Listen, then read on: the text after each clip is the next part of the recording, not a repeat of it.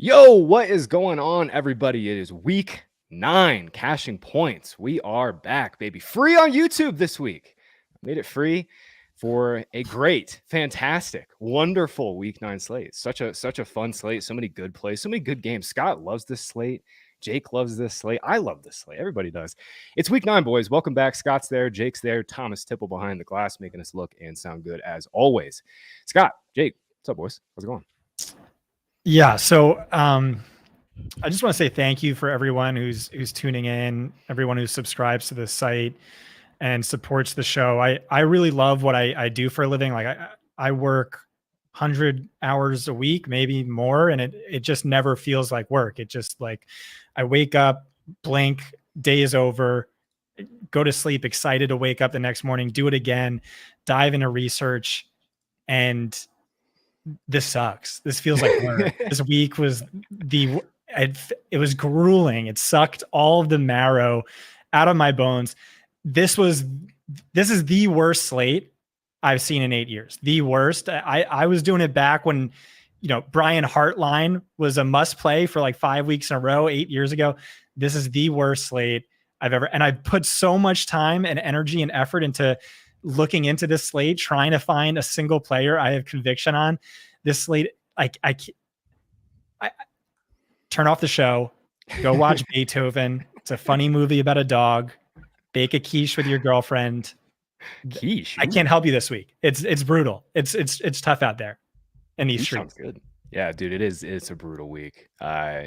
Jake, you excited for some Brit Rippin double stacks? He's so excited for that. I keep saying, bro, this slate sucks so bad. And then he sends me, yeah, it's really bad with like the gremlin smirking devil horn emoji. Yeah, he's all about this slate. They're calling the 1 p.m. only slate the Kingmaker slate is what I'm hearing. So yeah, I'm pretty excited for this one. Yeah, the 1 p.m. slate is fugly.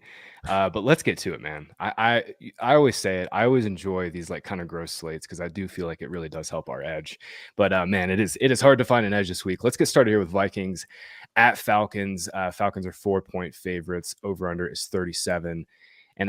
We're obviously pouring one out for our guy Kirk Cousins, torn Achilles. They're going to go to Jaron Hall as the starter this week. I'm going to assume Josh Dobbs will probably start in week 10. Falcons are making a quarterback change. We're getting Taylor Heineke under center. A couple weeks ago, we were on the show saying, hey, they might bench Desmond Ridder. Then he kind of turned it around for a couple starts. And then he took 5 sacks in the first half last week and looked completely out of it. And they're going to go to Heineke. Drake London will miss this game with a groin injury, Scott. This is one of many gross games on this pretty gross slate. I put it at the top here because I figured we'll probably buzz through it. What are your thoughts on this game here?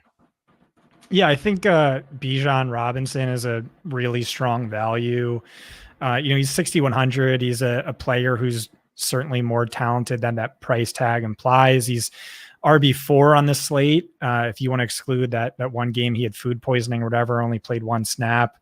I legitimately like Tyler Algier for tournaments. He's one of the most game script dependent running backs in fantasy. In Atlanta's 4 victories, 17.3 carries, 1.5 targets, 13.1 fantasy points per game, just about the same as Bijan Robinson. So if Robinson's super chalky, consider Algier, I guess, as a leverage play. As a pun, he's only 4,700. And that's kind of like how I'm feeling about this entire group. You can make a case for Kyle Pitts. Maybe he's now the wide receiver 1. We cannot understate how significant this quarterback upgrade is. Jake is wearing the Cincinnati Bearcats shirt. He knows Desmond Ridder is like one of the least accurate quarterbacks I've ever watched on a college level, at an NFL level. And so maybe there's merit to playing Kyle Pitts. Maybe he's now the new wide receiver 1. Personally, and maybe this is insane because no one else has talked about him, I'm kind of interested in Cardinals Hodge at 3,400 and 0% ownership. He has the backup connection, which is a thing I've been talking about for years, which is real in DFS. He only ran 18 routes last week, but that was 10 more than Scotty Miller, 12 more than Mac Hollins. And he had a team high 75 yards and 3 targets. And this is just the kind of slate it is where you could talk about Cordell Hodge unironically. Yeah. Well, you're on Cutterell Hodge over Van Jefferson at 3,600. I mean, Van is just he's not been good for a long time. I get it. Pitts though, I think is the play 4,100. I don't think we've hyped up Pitts at all really on the show at all year, Jake. But what are your thoughts? 4,100 on DK. Yeah, no, I mean, Pitts is a great player, and the volume should be there with no Drake London. I'm with Scott on Bijan. I think you could make an argument that because these wide receivers are so bad, they're just going to run a ton of 2 tight end stuff, and that could benefit Jonnu a little bit. Beyond that, though, I think TJ Hawkinson is a solid floor play. I'm iffy on his upside with Jaren Hall starting, but I thought he was like the guaranteed cash tight end of the week. Yeah, no, I mean he's a great projected value, and I really like his floor. But again, I think the upside can certainly be debated. High end wide receiver 2 volume over the last 3 weeks with no Justin Jefferson, and he leads the team in short area targets, leads the team in targets under pressure. We would kind of expect Jaren Hall to play into targets like that. So yeah, I guess Hawkinson's fine. Beyond that, I don't really have much interest here. Yeah, I like Hawkinson a lot. Falcons have struggled for 2 years to defend tight ends, and yeah, I think throwing over the middle will be fine for Hall. Bijan is a strong play, but I like Scott's reasoning behind Algier. I don't think Bijan's like a smash, but he's definitely a strong value. Beyond that, I mean, I don't have much. I don't want to. Heineke is a decent tournament play. Yeah. He's I think over 20 DK points in about 24% of his career starts. He's at 15.1 career DraftKings fantasy points per game in starts, which presents modest value relative to his salary. He, in small sample sizes, he has played well before, kind of like a worse version of Ryan Fitzpatrick. Yeah, I mean, the funny thing about Heineke is he's Ritter. The difference between him and Ritter is Ritter plays well for a drive or two, whereas Heineke's actually put full games together where he's been pretty good. Yeah. Last year by clean pocket passer rating and clean pocket catchable throw rate, I mean, Heineke was top 5 in the NFL. So small sample, but there's a little something there for sure. I don't have much else. Let's keep it moving. Seahawks and Ravens. Ravens are up to 6. This move through 5.5. Total is up to 44. Not many injury news or notes in this game. Tyler Lockett and DK Metcalf are both off of the injury report. Jake, we were all over Lamar Jackson last week. I did not have Lamar scoring his season fantasy point total last week. I think this is a really good spot, obviously, to get back on him. But I think everybody's kind of there now. I think, early in the week, you and I were talking, maybe if he's a little lower owned, it's not going to happen. He'll be up there with Jalen Hurts as one of the most popular plays on the slate, and it makes sense. Yeah, I think him versus Hurts is going to be a big decision point for a lot of people. I do lean Lamar. I know obviously the Seattle defense has been significantly better over the last few weeks. At the same time, I mean, he's averaged 26.4 fantasy points per game as a home favorite since 2019. He's top 3 in every quarterback efficiency metric prior to week 8. He's still top 5 in pretty much everything. And he's averaging 9.5 rushing fantasy points per game if you exclude week 8 again, where, Gus Edwards just happened to fall into the end zone 3 times. So yeah, really like Lamar. I would give him a slight advantage over Hurts if you're debating, but it is pretty tight between those two. I kind of don't think it's tight. And it's Jalen Hurts' knee injury is kind of that is off of Hurts a little bit. I will say, I mean, Dallas runs a really high rate of man coverage. Hurts can always scramble, but this is one of the few games this week, Scott, where we have 2 quarterbacks that are good and healthy, and they have healthy offensive lines and healthy playmakers. Obviously, 44 total is, a couple years ago, we kind of would have laughed at this as one of the highest totals of the slate, but this is what we got. It's 44 total. What do you think about this game here, man? Yeah, I agree. I think Lamar is the best quarterback play of the slate, and that's pretty contrarian this week. Just about every site has it. Jalen Hurts. I would play Lamar and cash on both, especially FanDuel. Yeah. I'm surprised Zach Charbonnet is not getting some interest. I just know people in the dynasty community are obsessed with him, and it's negative game script. But I'm not really on that. I kind of think the injury played a role in last week's usage. I like DK Metcalf more than Tyler Lockett. He has the perfect schematic matchup in his favor.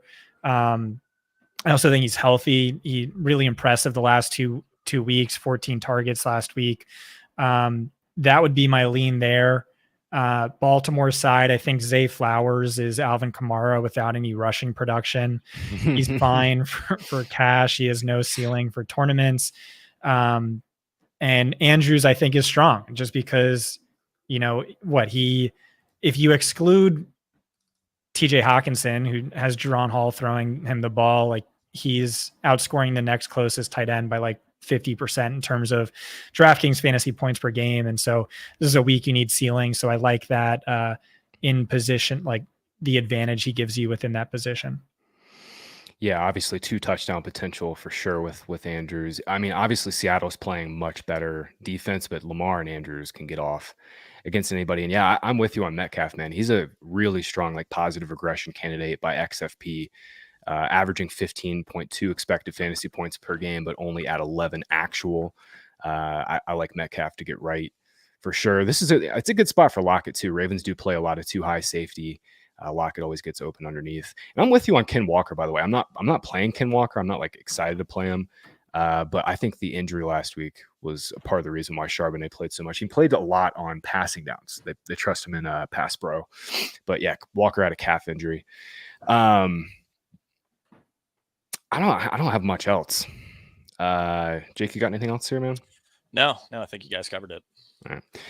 All right. Cardinals, Browns here. Browns are getting 10. This opened at 7.5, 8. Over under 38.5. Clayton Tune's going to start. That's with the total spread moving towards the Browns. I saw a beat writer for the Cardinals saying earlier that Tune was throwing to the starters. Murray was like kind of warming up off to the side. So it seems like it's going to be another week for Murray.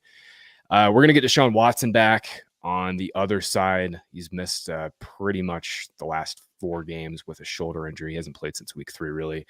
They traded Donovan Peoples-Jones to kind of thin out their receiver core. We're going to see Cedric Tillman for the first time because David Bell's out for this game. Man, this is a gross game. Jake, I'll throw it to you first for general thoughts here. Yeah, Deshaun Watson's going to be, I would assume, the most popular quarterback in that like 5K to 5,500 range. I don't think anyone's really updated their projections, but like 7 to 8% is sort of what I'm guessing. He's the cheapest he's been in 2,200 days, and yeah, he's averaging like 19 DraftKings fantasy points per game in his healthy starts. So yeah, he's a pretty good option. And then my only other strong take here was like, you really don't need to play this Arizona backfield. Keontae Ingram and Tony Jones are bottom 20 since 1970 in career yards per carry, which is pretty bad. So that seems bad. That seems like a stat you don't want to be around in. Yeah. It's crazy that they found, the 2 worst running backs in 50 years to play together in week 9. Yeah, it's impressive work. Well done, boys. It's so clear they're tanking. Like they're going to give it one more week with Kyler. They'll get dusted here by the Browns. All the Browns guys are. I was just going to say all the Browns guys are pretty decent values with Deshaun Watson in there. Yeah, I was just about to say, man, Amari Cooper at 6,100, Scott, stood out to me as a strong tournament play. If Watson is like anywhere close to 100%, like Cooper's way underpriced. 27%, 33%, and 35% first read target share in the 3 games that Watson's started. Obviously, the Cardinals can't defend anybody on the outside. Obviously, we have some concerns in this game that Arizona won't be able to do too much, and Watson won't have to throw a ton. But I'm kind of on Watson for all the reasons that Jake outlined. What do you think, man? Yeah, it's a top 5 matchup on paper. It's a home game for Amari Cooper, which is crucial. He's seen at least 8 targets in 5 of his last 6 games, at least 89 receiving yards in 4 of 6. I think he's cash viable. Like I bet the optimals are going to get close to that. Maybe ownership lags behind. I don't know, but I think he's a great play. David Njoku too. He's seemingly supplanted Elijah Moore as the number 2 over the last few weeks.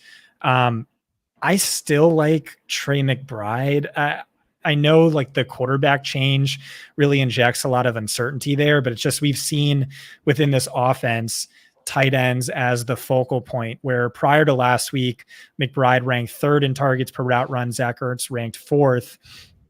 And then last week, obviously, best volume and usage of any tight end thus far. And he's only 3,700. He has the same concern as TJ Hawkinson, who's chalk and more expensive by a significant margin. That's just, quarterback uncertainty. You can make a case for Hollywood Brown as well. Like insane volume, low end wide receiver 1 volume by just about every metric. Production obviously not there. Quarterback change, maybe things look different with Clayton Tune. I don't know, but definitely a strong volume related value. The matchup's tough on paper, but I think a little overstated. He's just in play. It's just one of those weeks. And like you said, I really don't think Kyler's going to suit up, but just in case he does, be open to that. He's 1,500 cheaper than he was this time last year. He ranks 3rd among all quarterbacks in fantasy points per game over the previous 3 seasons. Obviously, huge value to the pass catchers if he's back. Yeah, for sure. And I'm with you on McBride. If you're stacking Watson and Cooper or any other Brown in this game, I think McBride's the guy to bring it back with. This is the price he should have been last week. Obviously, much tougher matchup. Browns are a great secondary. I don't want to take anything away from Browns, but yeah, man, 88% route share last week. He's second only to Kelsey in yards per route run. And Scott, you loved him coming out. He was a really strong prospect in your model. I maybe love is a little strong, but I was probably way too high. Yeah, maybe love is too strong, but like you did like him a lot. I remember talking to you about him in your prospect model 2 years ago. So I mean, we've been on McBride. And we'll always have week 8, no matter what. Yeah, dude. No matter what. Dude, you were all over it. I was like, I like him, but I question the ceiling. He comes out and gets 14 freaking targets. Best play of the slate, I said. Yeah. I said Kittle was the best play of the slate. We both nailed our tight end calls. But, you hit the props on that too. Yeah, man, 42.5 was insane for that. But yeah, McBride, I think is really strong. I can't get there with Marquise Brown. Volume is for sure great, but matchup is tough. Clayton Tune is. It's also a worst possible matchup for McBride. Cleveland's been awesome against tight ends. But I just think he's going to get those cheap dump offs and hit value on PPRs. Yeah. All right, we'll keep it moving. In a typical slate, we would spend like a fifth as much time on all these games so far. I know. We would have flown through that game and just said Watson, Cooper, and that's probably it. This game is another one that's a little tricky. Here, Rams, Packers. Packers are getting 3. This line's been 3 all week. Over under is 38.5. I don't think Stafford's going to play. Rams have a bye next week. He didn't practice all week. He has a history with the thumb injury. Obviously, hurt it back in 2021. This is not as near as severe, but Rams have a bye. I wanted to note Puka Nacua is limited all week too. He's a candidate for like a little bit of rest this week, just something to keep in the back of your mind. On the Packers side, Aaron Jones is off the injury report, and Matt LaFleur has actually been pretty good in terms of injury information. Earlier this year, he said Christian Watson would be limited in his return. He was. He said Aaron Jones would be limited for the last 2 weeks. He was. He said he's going to cut him loose this week. We'll see. I still question the touchdown upside, Scott, because Dylan is heavily involved in the red zone. So there's that on Aaron Jones for this game. But man, I'm struggling with Brett Rippon, most likely under center on the other side. I mean, if Aaron Jones were really 100% healthy, and I don't think he is, he was limited in practice all week, had the non-contact jersey on, he should just get 100% of snaps because we know AJ Dillon sucks ass. This is a player who was being drafted as a high-end RB2 all offseason for a reason. Historically high ceiling. I think in terms of games with 40 or more DraftKings fantasy points, he's top 5 over the last 3 or 4 seasons. One of the most game script sensitive running backs in fantasy, which I know you don't think because of the target volume he gets. This is a game they should win. Still, he's not someone I'm excited about. I just get the reasoning there.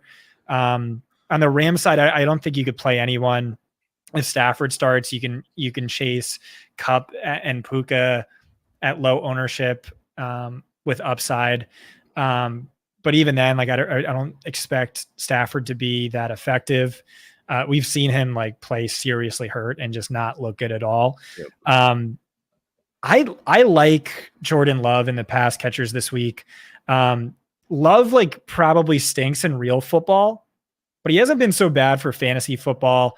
If you take out that one weird game against the Raiders, he averages 20 DraftKings fantasy points per game. That would rank 3rd best on the slate. All of his stacking partners are way too cheap. The Rams just got annihilated by Dak Prescott and the Cowboys.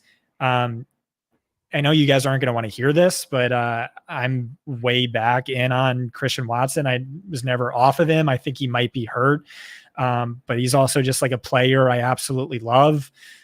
He's seen 7 and 8 targets in his 2 fully healthy games. He had 91 receiving yards in one of those. And like, okay, he sucked last week. That's kind of who he is. He's just like a super volatile player, but that's exactly what you want to lean into in DFS. He's only 4,900. Matchup probably isn't great, but Rams have given up 100 plus yard games to Jamar Chase, AJ Brown, George Pickens, CeeDee Lamb. They don't have a pass rush. And, you could look at Romeo Dubs. I kind of like Jaden Reed.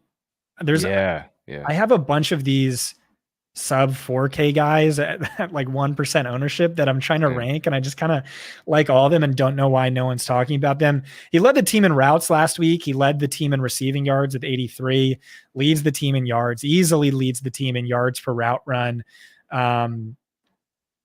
Rams, they're one of the top slot funnel defenses. They just got annihilated by Lamb out of the slot.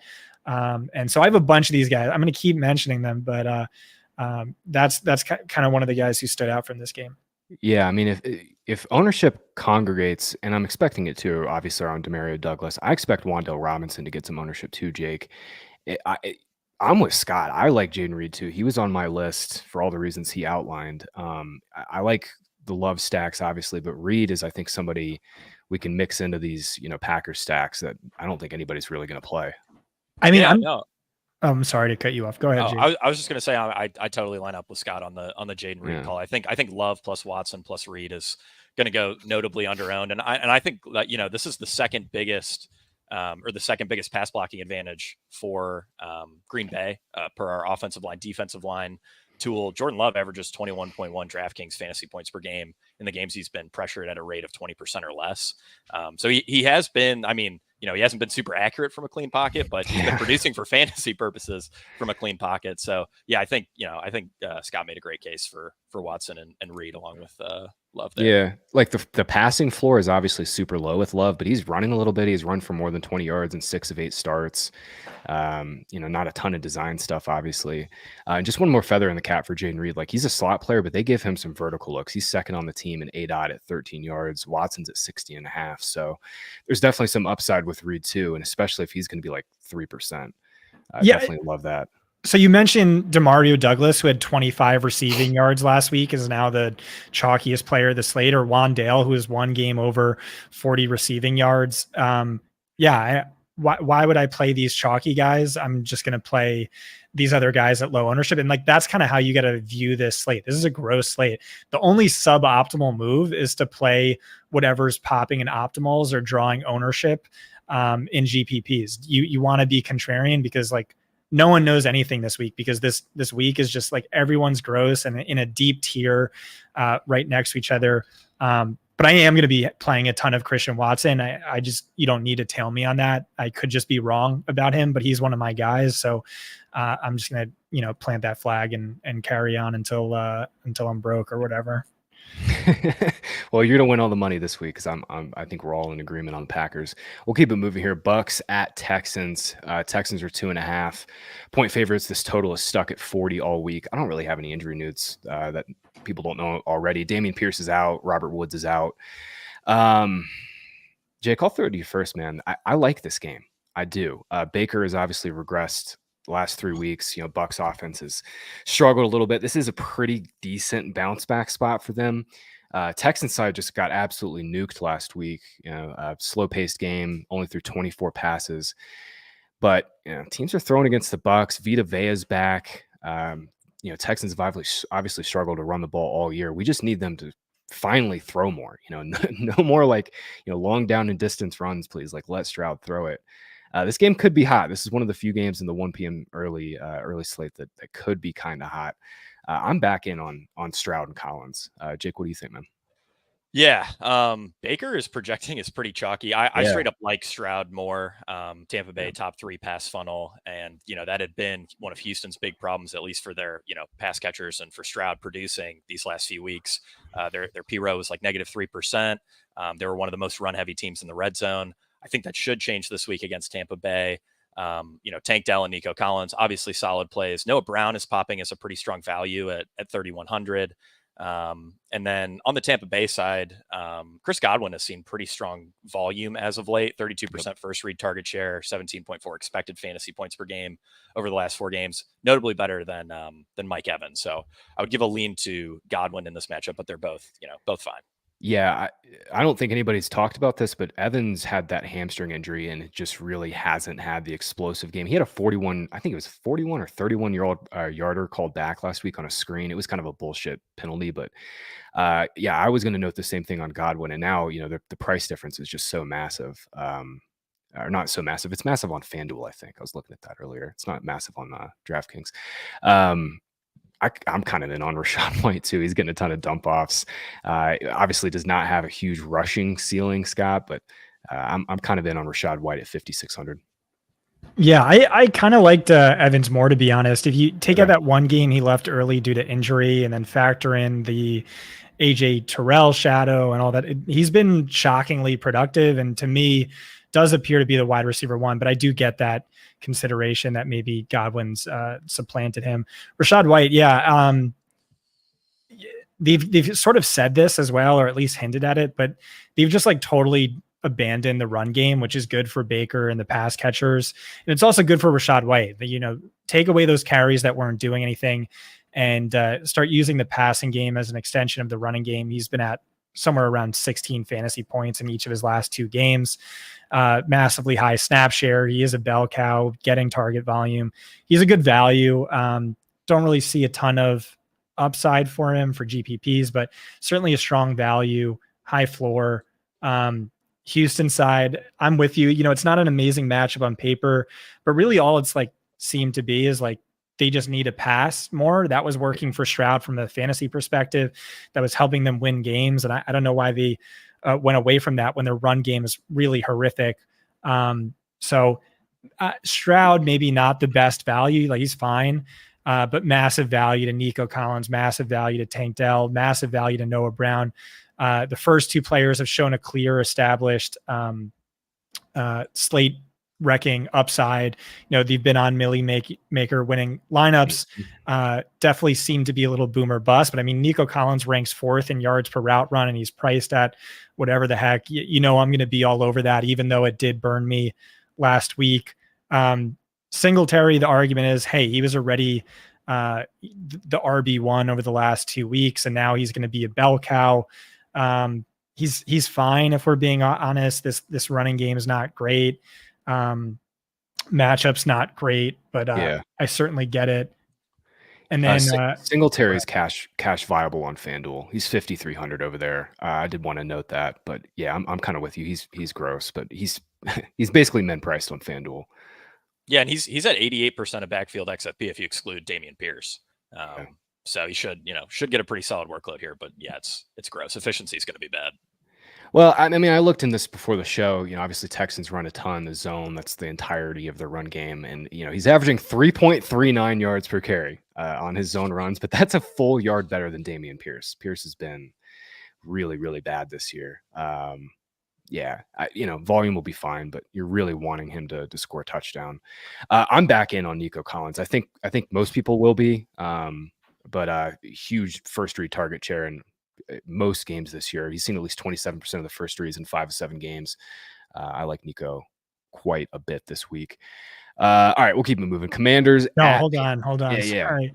Yeah. I legitimately love Noah Brown this week. Robert Woods was out last week. He's going to be out this week. He's only 100 off of the site minimum. He ran exactly as many routes as Nico Collins. He led the team in receiving yards, had a 21% target share, and he gets a perfect matchup.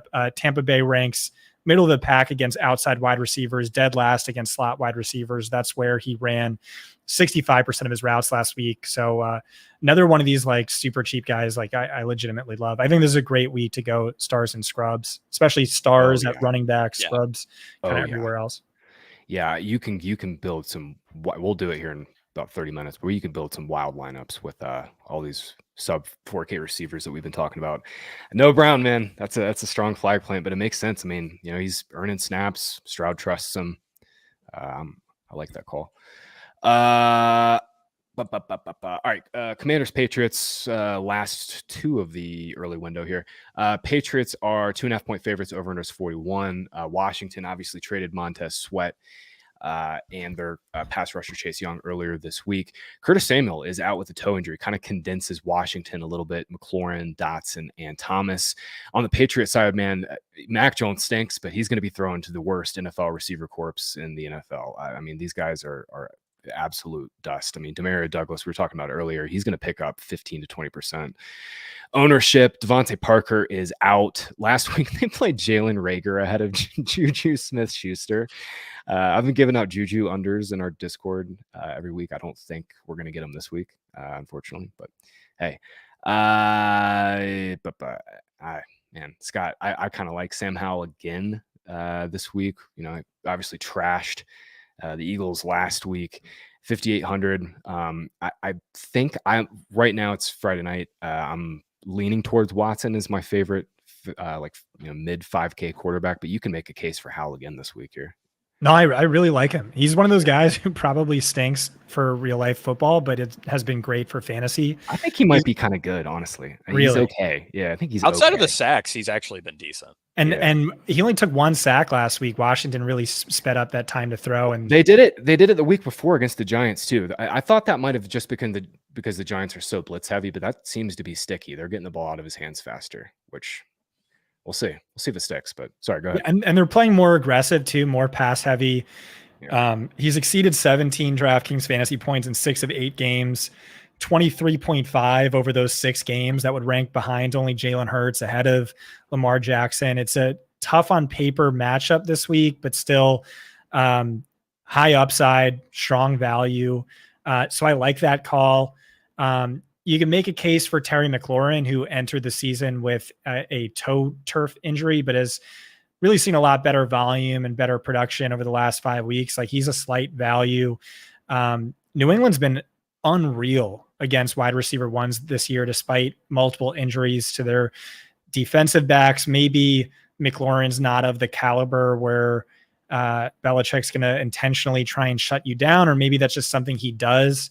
You can consider Jahan Dotson, who, had that big week last week, but to be honest, he feels expensive to me at 5,000. Mm-hmm. Yeah. I legitimately like Jamison Crowder. And this is like, when I warned you guys at the top, this is a really gross slate, but I am like all over these 3,400 priced wide receivers. Curtis Samuel suffered a game-ending injury in the second quarter. Dotson and Crowder combined for 72% of Sam Howell's passing yards. Crowder averaged 5.59 yards per route run. And I just think, I don't think Curtis Samuel's good. And Crowder has been fine over the years. I don't know why we shouldn't expect similar production to Curtis Samuel, who, by the way, he was outscoring his XFP, but he was also sort of getting, that kind of Mecole Hardman-esque usage that Bieniemy loves so much. Yeah. So he probably has underrated touchdown upside as well. But I mean, he's 3,400 for a reason. On New England side, Demario Douglas is the chalkiest player of the slate, despite having only 25 receiving yards last week. Washington's they're a little bad against slot wide receivers. They're just really bad against outside wide receiver. I don't think you could play Jalen Reagor or anyone else. Then again, slot wide receivers have been such a cheat code. New England slots for so many years now. I get it. It's just chalkiest play of the slate, kind of at 4K, kind of. Yeah, I don't know, but then again, they really have no one else to throw the ball to. Ramondre Stevenson is popping in all the optimals. And I think the only reason is because he's popping in all the optimals. He's sucked all year. He's actually worse in positive game script. Obviously the matchup's good because Washington lost their only 2 good players on defense, but I don't know. I don't really get it. Zeke's going to get all the goal line work. Yeah, it's been a 60-40 split all year. And, Stevenson has 7 carries inside the 10. Zeke has 6. I mean, it's It's close, man. I I legitimately really like Logan Thomas. Yes, Patriots yeah. have been really bad. If you like him so much, why do you drop him from our FFPC I team? know, dude. I gotta Oh see my that. Sorry, God. it was a misclick. Don't worry about it. That was donkey ass Graham right there. I like Logan Thomas this week though, man. Last 4 weeks, Patriots have given up 22 receptions on 26 targets for 218 yards at tight ends. We need this game to kind of go gangbusters, I think, for Thomas to like really hit a ceiling. But 6 or more targets in 3 of his last 4 games. I mean, he's got like 8 to 10 target potential here, Jake. Yeah, no, I think he's a top 3 tight end value on DraftKings. New England bottom 8 schedule adjusted matchup for opposing wide receivers, but a top 10 matchup for tight ends. I think that should funnel some volume to Thomas. And I'm definitely with Scott on Ramondre. He's a pretty easy fade in tournaments. Projected ownership's just really gotten out of hand there.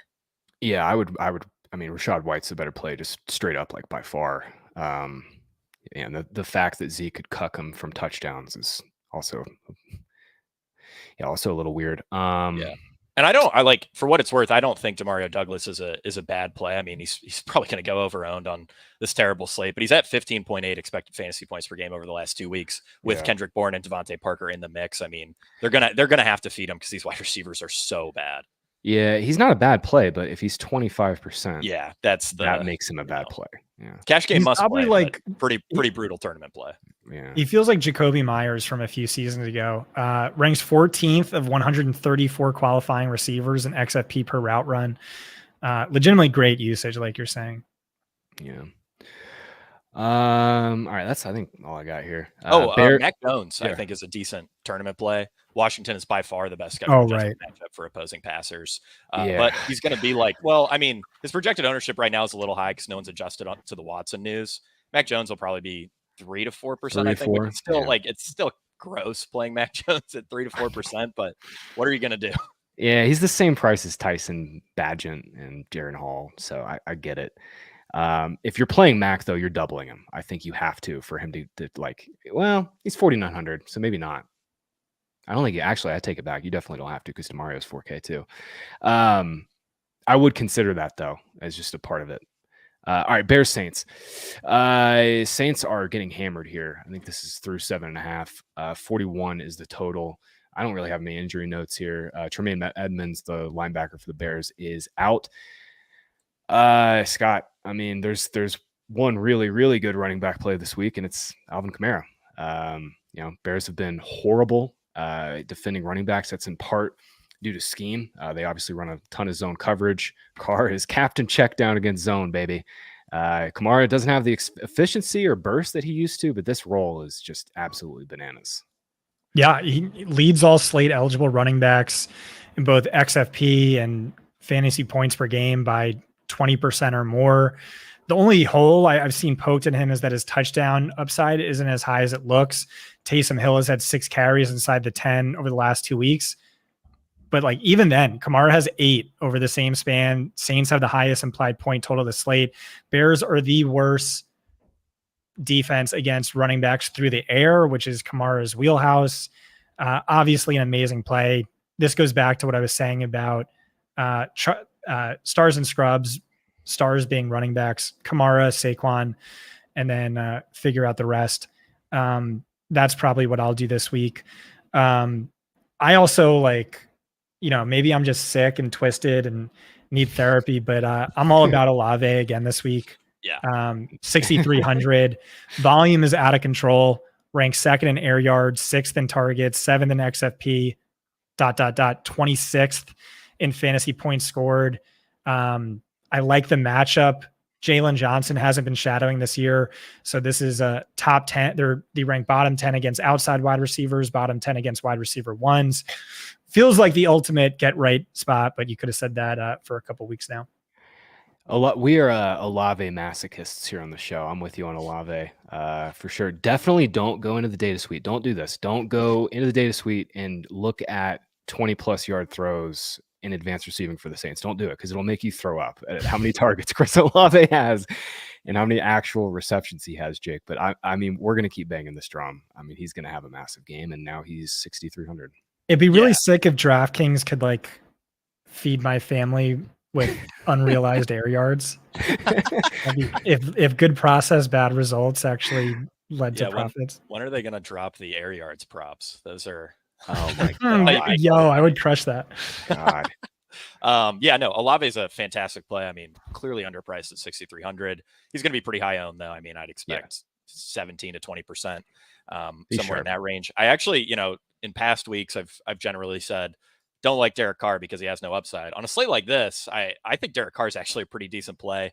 And you can always work in Rashid Shaheed in there too. I mean, he's been priced up to 4,500, but he can drop 150 yards on 3 catches, right? So, I think the Saints passing attack is a little underrated. And Scott's muted. We got him. Yeah. Oh, I can't believe it. Everyone drank. Overs hit yet again. I can't believe it. I got water, but I'll drink. I was hoping you missed it, Jake. Damn it. No. One thing I'll say about Shaheed, I was all over him last week in a zone heavy matchup. And if you look at our brand new tool, shout out Fantasy Points Data, the coverage matrix, you'll see that the Bears rank really highly in percentage of routes and how often they're playing zone coverage. But the thing is, over the last 3 weeks, they're bottom 5. They really mix things up. So this doesn't look like a great schematic matchup for Shaheed. He's obviously still in play just because he can get there on one target. And it is weird that he's been out producing Olave since week 12 on half as many targets. Like that's legitimately alarming. I'm going to lean more Olave and less Shaheed.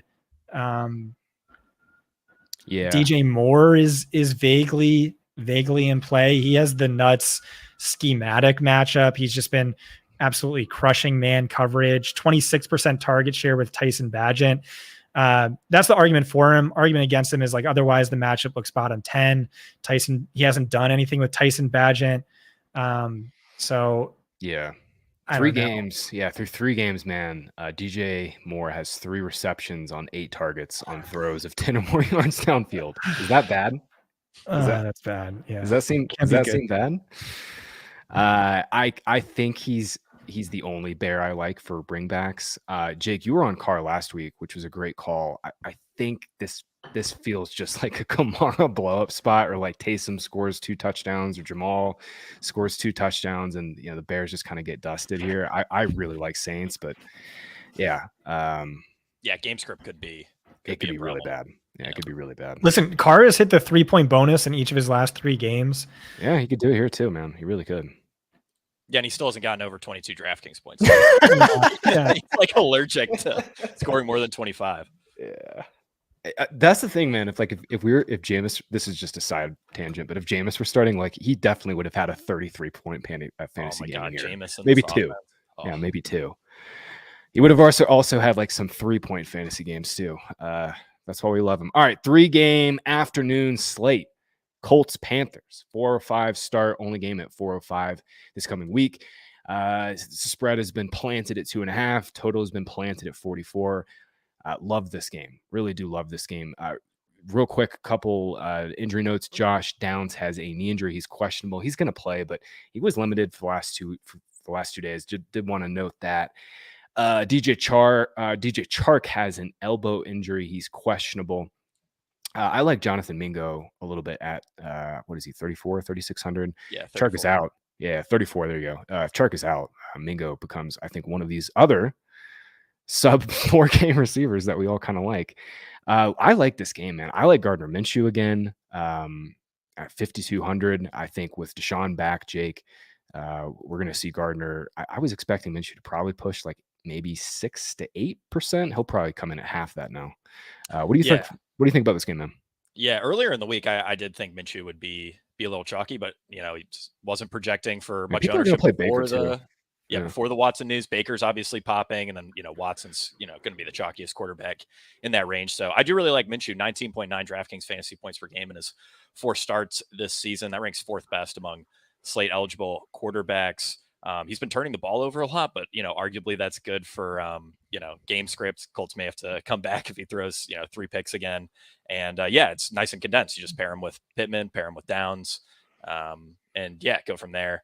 On the Panthers side, I mean, obviously Thielen's always in play. Chuba Hubbard is probably my favorite running back value if you're paying down at least. Yeah. He saw 76% of backfield XFP last week. Somebody pointed out that that was partially only because he had 3 carries in a row inside the 5. But even if you just totally exclude inside the 10 usage, he was still like 68% of backfield XFP outside the 10. So yeah, he's a really strong play. Frank Reich has been hinting that he's going to get another big workload again.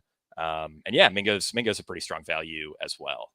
Mingo's prop, by the way, is sitting at like 40, which I think further suggests that he's pretty underpriced at 3,400.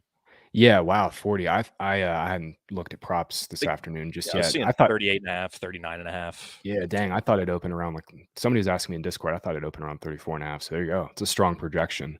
Yeah, just further bolsters him. And I think if Chark is ruled out, we're gonna see Mingo push, a little higher ownership, but I don't think he's gonna be anything more than maybe 6%. He makes sense, I think, just in general for game stacks. He makes sense. It's just a value play. And I was going to note Michael Pittman definitely has the better matchup compared to Josh Downs. We were on Downs over Pittman last week. This week, I think, is a Pittman week. Panthers are giving up the second most yards per route run, second most fantasy points per route run to outside wide receivers. Obviously, that doesn't mean that Josh Downs is a bad play, but did want to note Pittman has the matchup here. Panthers finally looked a little better last week too. They changed play callers from Reich to Thomas Brown.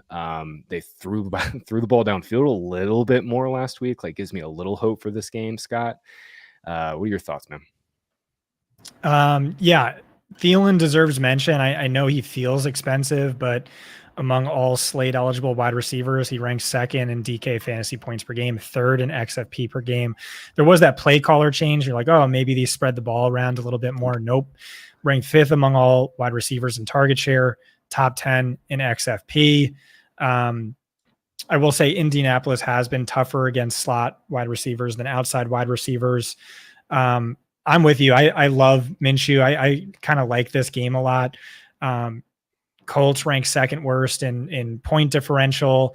There's been games where they go super pass heavy, games where they go super run heavy. So there's upside for the running backs in this game. There's upside for certainly Minshew and the pass catchers. Jake mentioned how good Minshew's been on a per start basis this year, but that's been his entire career. He ranks, I don't know, I have it in the everything report, but he is like QB 12 production throughout his career on a per start basis. I really like Pittman. If you only look at Minshew's 4 starts, he's averaging 17 XFP per game, 18.5 DraftKings fantasy points per game. Both numbers would rank top 7 among all slate eligible wide receivers. And a bunch of that came in brutal matchups. The same is true for Downs, who, 16.9 DK fantasy points per game, would rank 5th best. I know he's hurt and the matchup isn't great, but he's still in play. I wouldn't sleep on him too much. I think we need to talk about the running backs. Everyone's excited to play Jonathan Taylor, and it makes sense given this matchup that maybe this is more of a ground game assault than one through the air. Carolina is giving up the second most schedule adjusted rushing fantasy points to opposing running backs. Taylor looks chalky, 22%, 6,400, 600 more than Zach Moss, 1% projected ownership. I'll be honest, I think at 22% projected ownership versus 1%, I'd rather play Zach Moss. And I know that sounds insane.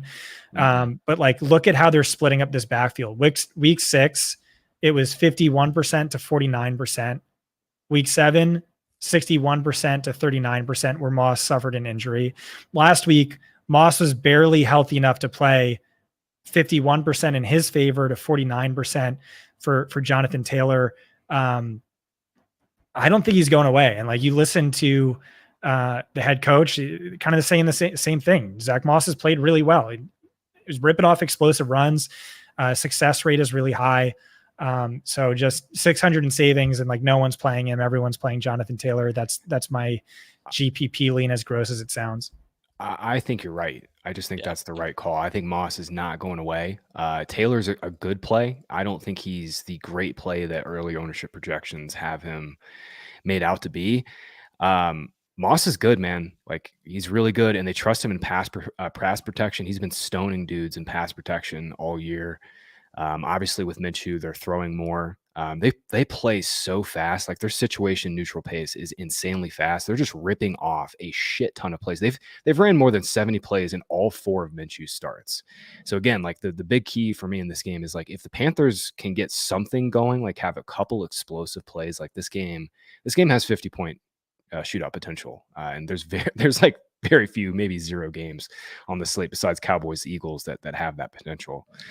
Yeah, it's worth noting that Josh Downs has been limited in practice the last couple of days and is officially questionable. Someone also asked about Hayden Hurst. He's totaled us 30% route share last week. Yeah, much rather play Jonathan Mingo. You can't touch Hurst. Yeah. I mean, Hurst hasn't been a part of this offense, so yeah. Yeah. Right, I found it. Minshew throughout his career averages 19.3 DraftKings fantasy points per game. Tua's at 18. Trevor Lawrence is at 16.3. He's one of those guys who's good for fantasy at the very least. Yeah, 5,200, man. I think with Watson coming back, I was kind of like I liked Minshew on Tuesday. I was a little concerned, that he'd get gassed up, but I like him a lot. I think I said earlier that Watson's my favorite 5K quarterback. I'm going to take that back. I like Minshew more, and honestly, yeah, I think I might like Sam Howell a little more too. Honestly, given maybe what my ownership turns out to be.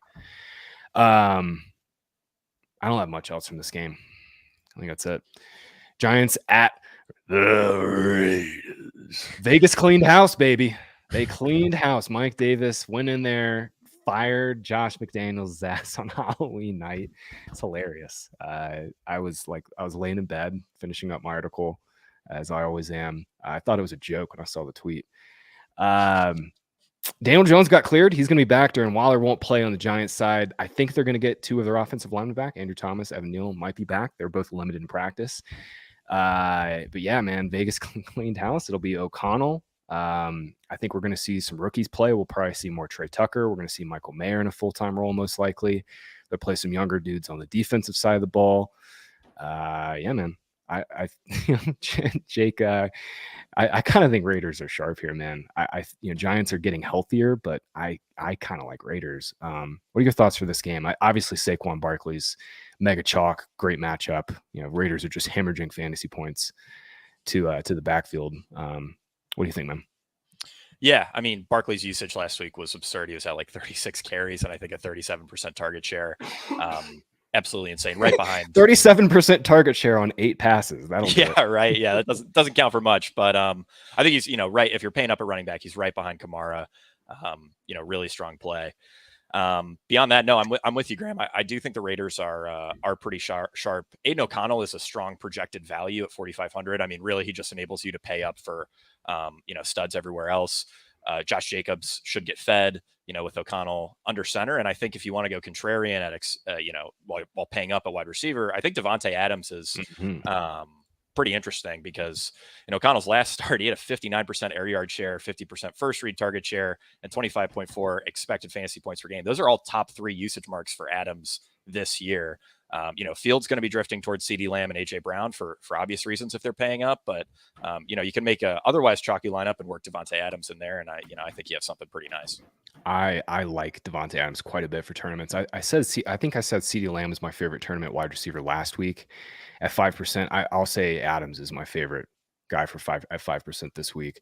And the one start that O'Connell made, it was against the Chargers. Adams got 13 targets, 33% target share. 9 of those 13 targets were catchable, and he had 8 grabs for 75, which feels like a massive win right now for him. Yeah, he's 8,100. He feels overpriced, especially overpriced based on projection and who's around him, AJ Brown and CeeDee Lamb. But I like the Adams call quite a bit. Jake, Scott, what do you think, man? Saquon versus Kamara. I lean Kamara, but what do you think? I'm going to want to play both. I think is it's really close. It's a really tough call. His usage and volume has been insane since he came back from injury. Last week, he became the first running back ever to have 35 or more carries and a 35% target share or better. He gets Daniel Jones back. He is probably going to get Andrew Thomas and Evan Neal back. Yeah, that's huge, man, because their line has been atrocious. Like, at least those guys. I know Evan Neal's been bad, but like he's better than what they've been trotting out there. He had like a 90% XFP share last week. It's a winnable game, and like the matchup looks awesome on paper. Raiders have been struggling against running backs on the ground. That's partially game script related, though. Just don't run to Max Crosby's side and you'll be okay. Man, I wish I could play Max Crosby in DFS this week. That's literally it. Like, just don't go to his side. Last 3 weeks, Patriots backfield had 27 fantasy points. Deontay Foreman put 31 on him. Jahmyr Gibbs had 27 last week. I mean, it's Saquon week for sure. I think it's close. I still lean Kamara, but I think you're right. I think, you know, in general, if you're playing cash, you just play both these guys and just kind of figure it out. I kind of like Michael Mayer, 2,800. If you're really desperate, I think he's viable. Yeah, I think he's in play, man. I think he's legit in play. Season high route share last week. We obviously want our tight ends to be out there. I don't think Austin Hooper is going to play again. They're in full on evaluation mode. So I fully expect Mayer to be a full-time player this week. It'll just come down to if he gets targets. I think Adams gets 15 though. It just comes down to, how good Aiden O'Connell is in this spot, I think. Wan'Dale Robinson is projecting as quite chalky, and I think you could just get rid of him in tournaments. I mean, there's no upside there. And if you're playing cash, which you probably shouldn't at all this week, you could justify working him in. But we've covered a lot of other sub 4K receivers that have better upside than Wan'Dale. If you're playing a giant receiver at 3K, make it Jalen Hyatt at literal 3K. He's the only guy in this offense that can fly. Raiders, perimeter corners are not great. So I'm not playing Giants receivers, but if I were, I do think Jalen Hyatt's the only guy I would for tournaments. So he's a player I wrote up, and I deleted it based on one stat. Over Wan'Dale or Hyatt? Hyatt. Okay. Over Daniel Jones' last 8 games, he's completed a deep target in only 2 of them. He might have just been like a Tyrod guy. Like Tyrod might just be better than him. And but I looked at that. I thought about it. I know. I had the same thought too, because Tyrod is like actually spinning it to the outside. I mean, he ranks top 5 in hero throw rate fantasy points data. Yeah, and he's been super accurate too. He's not been bad. He's definitely not been bad. But I'm on Daniel Jones in GPPs, at least a little bit. Like, I know he stinks. The offensive line stinks. No receiving core. But what if he runs? Yeah, the concern is he doesn't run because of the neck. Right. But I mean, the upside's there. He gets the offensive line back. He's positively correlated with Saquon Barkley over the past 2 seasons. If you want to stack him with one of these receivers, they're all crazy cheap. So I don't know. Yeah. My concern is he doesn't run, but I definitely hear you. This game has gross scoring potential too. Total's up a little bit. So I think that's all I got. All right, Cowboys Eagles, last game of the slate and probably the best game of the slate. Few injury notes. I think Tyron Smith is going to be back this week. Cowboys tackle. Eagles side, Jordan Davis and Jalen Carter, their standout defensive tackles, are both good to go. We were talking Hurts versus Lamar. I don't think it's really that close. I like Lamar better straight up. Hurts is dealing with a knee injury. The previous week, he only ran it 4 times. Last week against the Dolphins, he ran it 11 times, but for only 21 yards. I think this is clearly limiting him. He'll obviously get the tush push.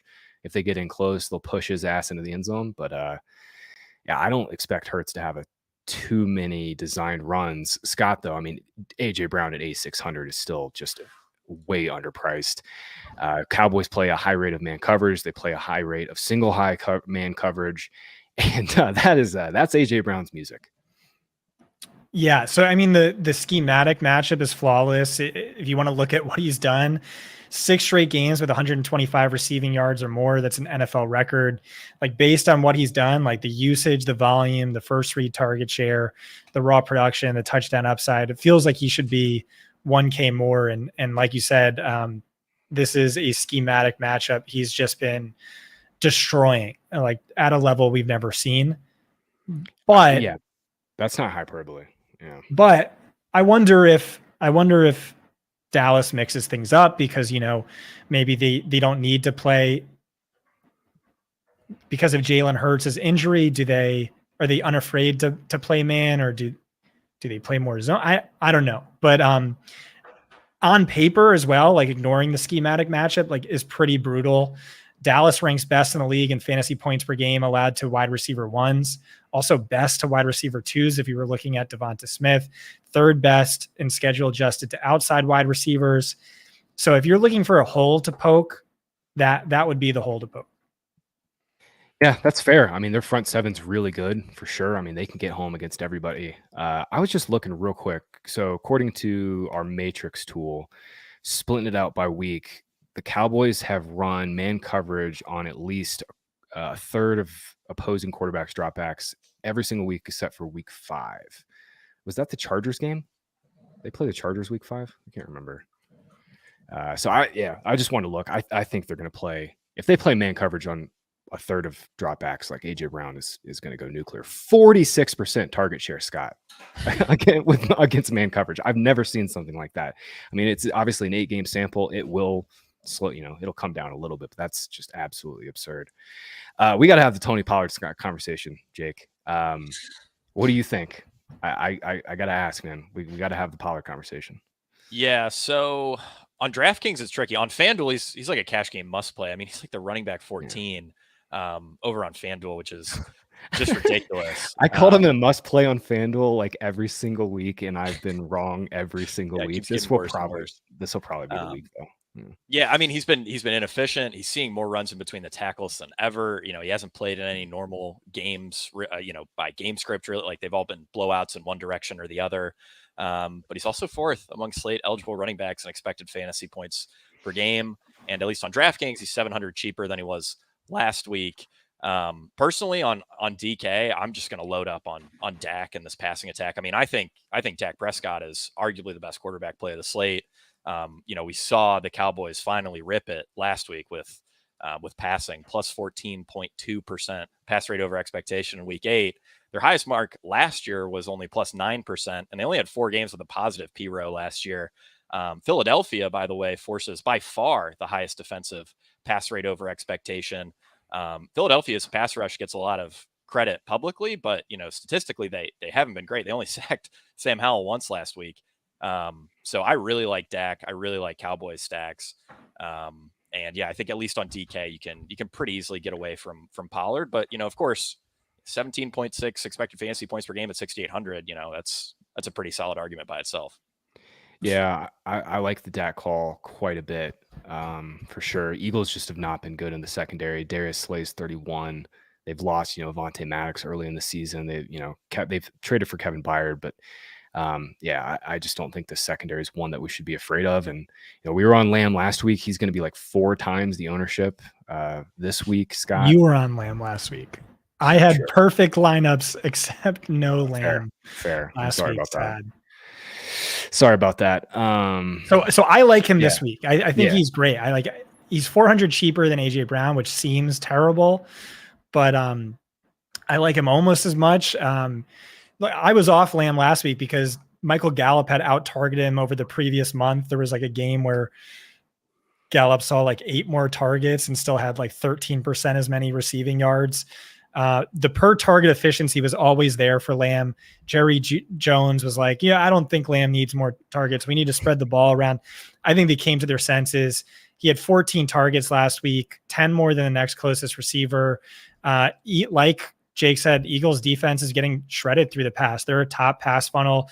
They rank 3rd worst in fantasy points per game to wide receiver 1, 6th worst to slot wide receivers. So this is another slot funnel matchup for Lamb. And it's a great schematic matchup. We were just talking about this with AJ Brown, but like just as true for CeeDee Lamb.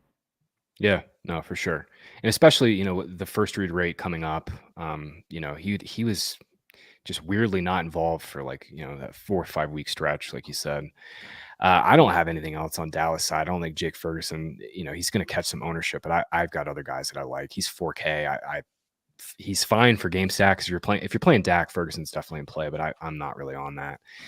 Generally speaking, Jake, you mentioned Pollard on FanDuel.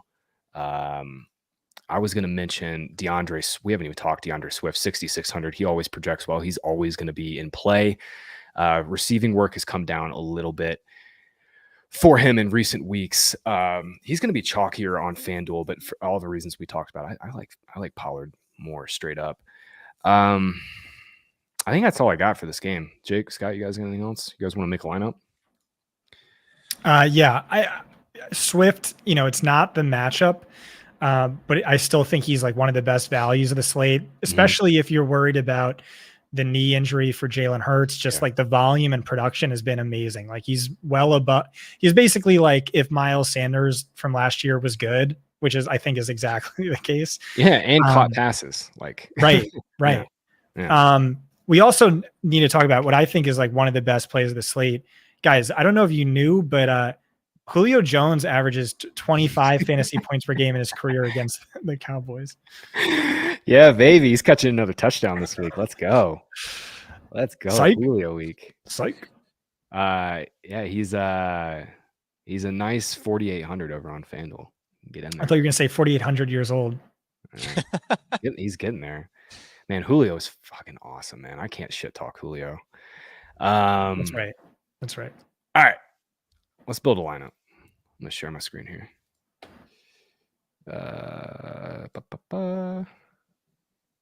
Window. You got to close out all these porn windows. Yeah, sorry.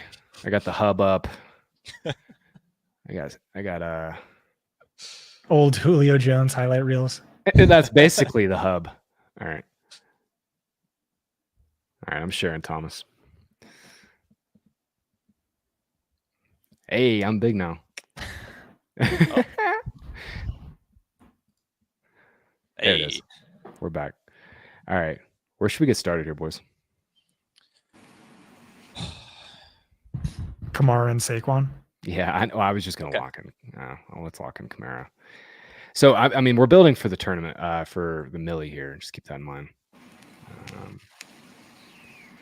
Lock those two in. Game stacks? Anybody? Lamar and Andrews? I don't think we're gonna we can't work Lamar in there. Yeah, we're not going to be able to play Lamar. Left. Yeah. Dude, we're just going to play a shit ton of my 3,100 guys. I mean, they would literally be the entire lineup. All right, screw you guys. I'm going to make that lineup right now. That lineup is how. Screw you guys, I'm giving him 38. Yeah, we could do it. We could do it. Hold on. Just one second. Let's see. Defense real quick. Let's just plug one in. Let's just see if we can do it. Giants against Aiden O'Connell. Giants. I'm just looking. Hold on. Yeah, I think that's the lowest. Yeah. And then, I mean, it does. We do have average remaining of 4,200, so you're not wrong. It's possible. We can really bump that up with Noah Brown. Hell yeah. Noah Brown, Jaden Reed, Jamison Crowder. Done. Yeah. Can grab like Jacobs in the flex. Alex McCullough, what's up, man? Who's the Will Levis play this week? No rookies making their first start, but man, any air yard gods at the bottom? Definitely not Mac Jones. Maybe honestly, kind of Heineke. I think Heineke might be it. It probably is. It's probably Heineke. Yeah, it's probably Heineke. I know we talked about every single 5K quarterback. Heineke's probably my third favorite after Minshew, or fourth favorite after Minshew, Watson, Howell. I think that's where I'm at. All right, we need to build this though. We need another cheap receiver play. Mingo, Reed, Crowder. I like Mingo. I'm gonna assert this. All right, so we got 5K left for a flex and one more receiver. This actually kind of isn't awful. We could go Panthers, Colts game stack and play Downs or Pittman. Pittman's 6,600 though. I love it. Yeah, let's go Pittman. Downs is down. Let's do Downs at 52 real quick and just see what that gives us for flex. Do we want Metcalf or Lockett actually? Yeah, Lockett would probably be the one that we could get to. 62. And that leaves us 4K for Demario Douglas, baby. Oh yeah, eat the chalk. Oh my god, no, not with this lineup. I actually kind of don't hate this team. I guess we could play Jaden Reed, but we'd have to step up defense. We could, well, let's see. All right, F it. We'll just play. Let's see here. 27. Green Bay, right? If you wanted to work, yeah, that wouldn't work. You could go Green Bay and Reed. Would it? Nah, we'll give us 3,500. Yep, would be $100 short. I actually kind of like Giants defense. You could do Olave instead of Lockett. Ooh, Kamara and Olave. I don't hate that. Now let's go Lockett for game stack, and then God, I guess. I mean, they're just forcing us into Demario Douglas. I know. He's not a horrible play, but all right. There you go. That's $1 in $1 million right there. That's doing it. Do not dupe us. No. Barkley, Giants, a little correlation. Lamar with Andrews, bringing it back with Lockett. Got 2 cheapies with Noah Brown, John Mingo, and eating chalk with Demario Douglas. I do not hate that at all. Guys, this is great. Great show. As always, Jake, Scott, fantastic work. Thomas, thank you for sure. Streamed 3 shows this week today, man. Absolute heavyweight shit, man. Good stuff. For you guys, I'm Graham. We'll catch you guys next week for week 10. Good luck this week.